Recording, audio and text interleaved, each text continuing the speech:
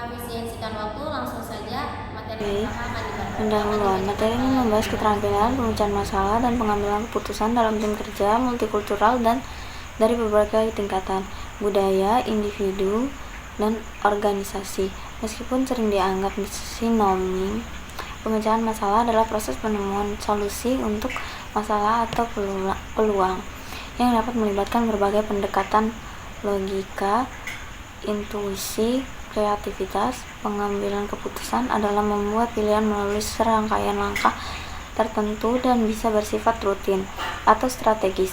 Pemecahan masalah memiliki ruang lingkup yang lebih luas dan selalu melibatkan pengambilan keputusan, namun tidak semua pengambilan keputusan memerlukan pemecahan masalah. Keberagamaan anggota tim multikultural mengaruhi pendekatan mereka terhadap kedua langkah pengaruh budaya dan individu, serta teknik-teknik yang efektif untuk memaksimalkan efektivitas tim dalam pemecahan masalah dan pengambilan keputusan.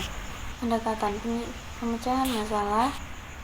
Ada dua pendekatan utama dalam pemecahan masalah. Yang pertama, pemecahan tradisional, berbagai logika, deduksi, dan keyakinan pada satu realitas objektif, fokus pada identifikasi masalah, mencari solusi, memilih, menguji, dan menganalisis hasil. Yang kedua, appreciative impulse AI, berbasis pada keyakinan bahwa realitas diciptakan oleh fokus seseorang, menekankan identifikasi dan pengembangan aspek-aspek yang dihargai dalam organisasi untuk mencapai keberhasilan di masa depan. Pendekatan sinergis. Pendekatan sinergis adalah penggabungan dua elemen pendekatan sebelumnya, pemecahan masalah, dengan pendekatan tradisional.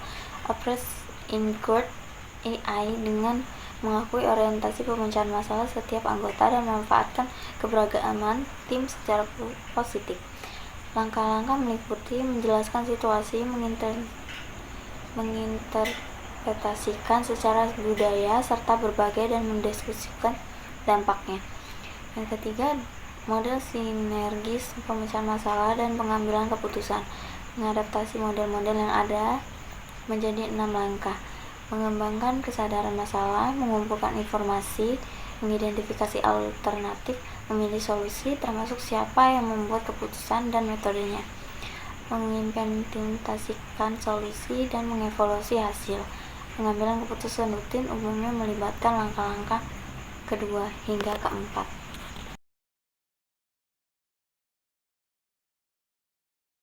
Saya akan membacakan materi yang selanjutnya, yaitu siapa yang membuat keputusan dalam tim kerja. Dalam tim yang dikelola sendiri, tanggung jawab pengambilan keputusan diberikan kepada tim atau seluruh anggota tim. Gaya pengambilan keputusan juga dapat bervariasi dari yang kolaboratif, partisipatif, konsultatif, hingga oktaratif, tergantung pada pemimpin yang internal, baik internal maupun eksternal. Selain itu juga tergantung pada waktu yang tersedia, pentingnya keputusan, dan keahlian anggotanya. Berikut ada metode pengambilan keputusan. Beberapa metode umum meliputi konsensus. Konsensus itu mencari persetujuan dan menyelesaikan keberatan dari minoritas. Selain itu juga ada metode pemungutan suara dan memaksakan kehendak. Untuk mengembangkan konsensus memerlukan pedoman seperti mencari solusi integratif, berargumen berdasarkan logika, dan menghindari konfrontasi personal. Materi yang selanjutnya ada faktor-faktor yang mempengaruhi pengambilan keputusan. Yang pertama yaitu pertimbangan budaya. Nilai dan asumsi budaya sangat mempengaruhi bagaimana tim memandang tanggung jawab dan pendekatan pengambilan keputusan. Yang kedua ada pertimbangan identitas individu dan sosial. Karakteristik kepribadian dan identitas sosial mempengaruhi preferensi dan dinamika pengambilan keputusan dalam tim. Selain dua faktor yang tadi, ada beberapa faktor tambahan yang mempengaruhi pengambilan keputusan, seperti kualitas keputusan, penerimaan keputusan, tekanan waktu, dan pengaruh organisasi. Semuanya mempengaruhi proses pengambilan keputusan dalam tim. Materi selanjutnya menciptakan model mental bersama. Model mental adalah mekanisme di mana individu dapat mengatur atau menstruktur realitas. Ini menyediakan sistem untuk memahami tujuan atau makna sesuatu. Model mental bersama adalah model yang dipegang oleh tim sebagai cara untuk menginformasikan pekerjaan mereka bersama. Mengembangkan model kognitif atau struktur pengetahuan yang disepakati oleh tim dapat bermanfaat untuk menginformasikan pekerjaan bersama, mencakup pengetahuan, sikap, dan perilaku.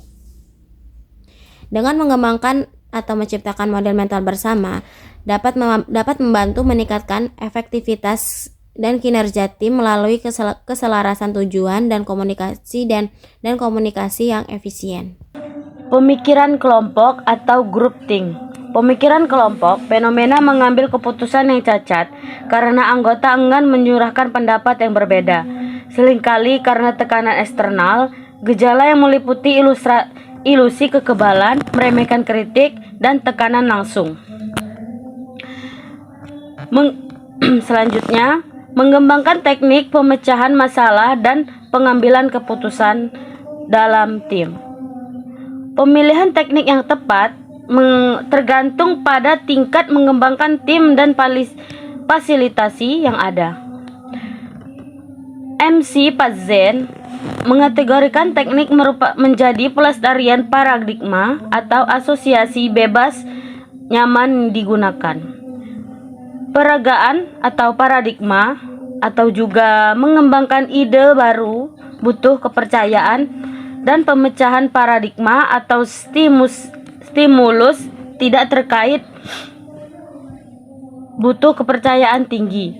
Berbagai teknik seperti brainstorming atau metode kartu konsensus, proses kelompok nominal, pemungutan suara ganda, analisis medan kekuatan, peta pemikiran, dan teknik Deplin. Selanjutnya, tim virtual. Seringkali struktur organisasi baru mencakup tim virtual. Di antara anggota tim tertentu harus berinteraksi melalui teknologi atau dalam lingkungan tatap muka yang terbatas. Dalam situasi ini, harus ada pemahaman yang jelas tentang alternatif untuk metode pemecahan masalah dan mengambil keputusan. Tim virtual juga harus membebaskan pengaruh dan kualitas atau penerimaan dan tertekanan waktu pada metode yang mereka gunakan untuk membuat keputusan dan pemecahan masalah yang dihadapi oleh tim. Oke, kesimpulannya, pemecahan masalah dan pengambilan keputusan yang efektif dalam tim multikultural menentukan pahaman yang mendalam tentang berbagai pendekatan langkah-langkah yang terbatas serta langkah-langkah yang terlibat. Pengaruh kompleks dari faktor budaya, individu, dan organisasi, mengembangkan pendekatan sinergis, memahami gaya pengambilan keputusan yang berbeda, dan menggunakan teknik yang sesuai tingkat pengembangan tim dan konteks situasional. Situasional adalah kunci keberhasilan. Selain itu, membangun model mental untuk bersama sambil memawasi pandai potensi group think akan kemungkinan tim untuk memanfaatkan beragama. Mereka secara maksimal menghasilkan solusi kreatif dan keputusan yang didukung oleh seluruh tim.